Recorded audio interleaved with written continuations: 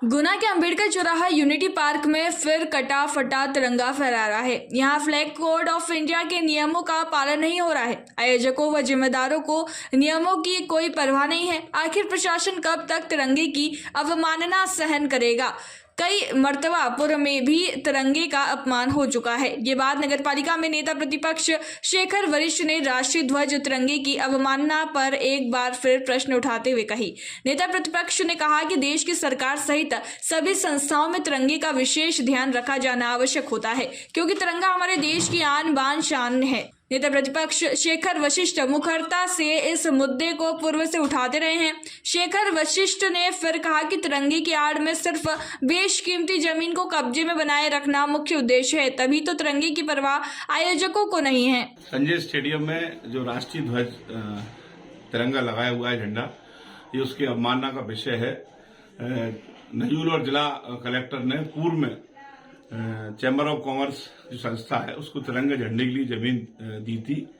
वैसे ये जमीन प्रशासन को भी नहीं दी जाना चाहिए था, क्योंकि यह जमीन संजय स्टेडियम की है और आज नहीं तो कल स्टेडियम जब विकसित रूप अपना धारण करेगा तो निश्चित तौर पर ये बाधा बनकर स्टेडियम के विकास में और शहर के विकास में और खिलाड़ियों की खेल भावनाओं को लेकर यह बाधा उत्पन्न करेगी। ये बात निश्चित है।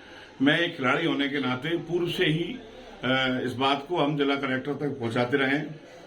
फ्लैग कोड ऑफ इंडिया की जो सेवा शर्तें हैं उसके नियमानुसार अस्थायी तौर पर जिला प्रशासन ने जो अनुमति दी है उनमें निर्देश भी जिला प्रशासन ने दिए हैं कि तिरंगे की किसी प्रकार की अवमानना ना हो, तिरंगा फटा ना फहरे, लंबे समय तक तिरंगा फ्लैग स्टैंड से नदारद ना रहे और गंदा या मैला भी ना रहे। ये हमारे फ्लैग कोड ऑफ इंडिया के भी निर्देश हैं, जिनका हवाला जिला प्रशासन ने संबंधित संस्था को जब अस्थायी अनुमति प्रदान करी उसके साथ दिए।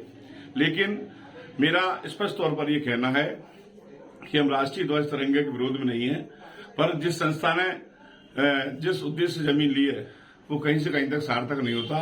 तिरंगे की यदि उन्हें चिंता होती तो कई मरतबा तिरंगे की अवमानना नहीं होती, जबकि हम लिखित में शिकायत कर चुके हैं।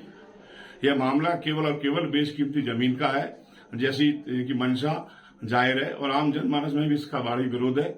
और जिला प्रशासन से हम आग्रह करेंगे कि आपने जो निर्देश दिए हैं इसके उल्लंघन के, उन पर कड़ाई से पालन करें।